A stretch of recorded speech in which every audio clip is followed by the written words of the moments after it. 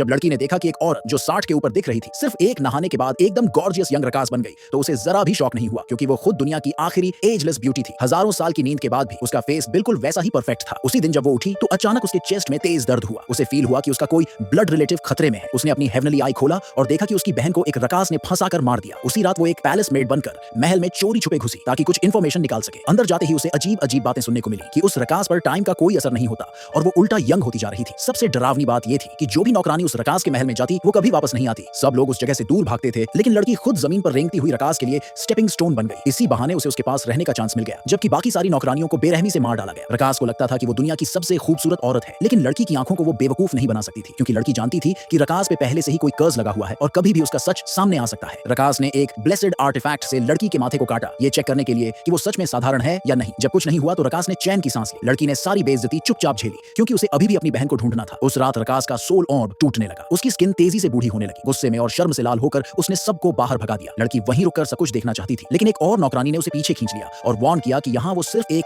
Dog है और उसे चुपचाप रहना पड़ेगा। लड़की को समझ आ गया था कि उसे पहले उस नौकरानी से निपटना पड़ेगा, तो उसने ड्रामा करते हुए सजेस्ट किया कि क्यों ना सम्राट को बुलाकर रकास की बीमार हालत दिखा दी जाए। नौकरानी इस आइडिया से लालच में आ गई कि शायद उसे सम्राट की नजरों में अच्छा बनने का मौका मिल जाए। लड़की को डांटकर वो जल्दी से जाकर रिपोर्ट कराई, लेकिन जब सम्राट आया उसने देखा कि रकास बिल्कुल ठीक ठाक थी। उसे लगा रकास बस अटेंशन सीख कर रही है। गुस्से में सम्राट वहां से चला गया और नौकरानी को रकास ने सजा दी। लड़की ने इस मौके का फायदा उठाया और एक रहस्यमयी सा पाउच गिफ्ट किया, ये कहते हुए कि इससे रकास सम्राट का प्यार वापस पा सकती है। लेकिन उस पाउच में छुपा था एक खतरनाक ट्रैप। सम्राट का प्यार वापस पाने के बाद रकास और भी तेजी से बूढ़ी होने लगी। आखिरकार लड़की को महल के चारों ओर इन्वेस्टिगेट करने का चांस मिल गया। ज्यादा टाइम नहीं बीता था कि उसने अपनी बहन का सोल ऑर्ब महसूस किया, जो रकास के पास कहीं छुपा हुआ था। लड़की धीरे धीरे पास पहुंची, लेकिन तभी रकास ने उसे पकड़ लिया, क्योंकि वो चेंबर सबके लिए ऑफ लिमिट्स था। रकास ने बिना सोचे समझे एक मैजिकल आर्टिफैक्ट से लड़की का गला चीर दिया। ठीक उसी समय जब लड़की अपनी असली ताकत दिखाने ही वाली थी, सम्राट वहां टाइम पर पहुंच गया और उसे बचा लिया। लेकिन रकास अभी भी शक में थी। उसने एक हार्ट ईटिंग पैरासाइट निकाला और लड़की को जबरदस्ती खिला दिया ताकि उसे पूरी तरह कंट्रोल कर सके। उसे ये नहीं पता था कि लड़की ने असल में उसे निगला ही नहीं था। लड़की जानती थी कि उसकी बहन को सीक्रेट चेंबर में हल्के से बंद करके रखा गया है। लड़की ने चोरी छुपे रकास को नहाने के लिए जाते हुए फॉलो किया और देखा कि कैसे वो फिर से 60 साल की बूढ़ी औरत से एक खूबसूरत जवान रकास में बदल गई। ध्यान से लड़की ने उस वक्त चाबी चुरा ली